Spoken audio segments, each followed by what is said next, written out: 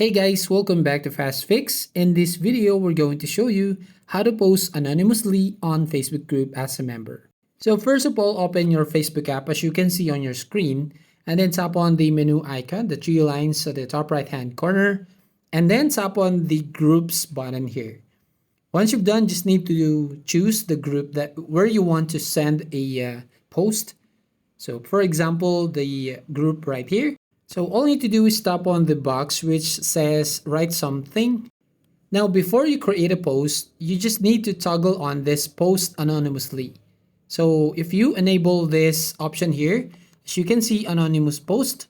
As you can see, anonymous post published in the group do not include your name or profile photo. So admins, moderators, and Facebook systems can see your name and profile photo.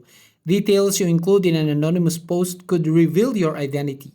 So once you toggle on that one, as you can see anonymous participant, and here you can now write a anonymous post.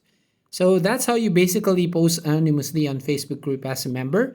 So if you find this video helpful, please consider to like and subscribe to this channel. Don't forget to hit the notification bell to notify you on the next video.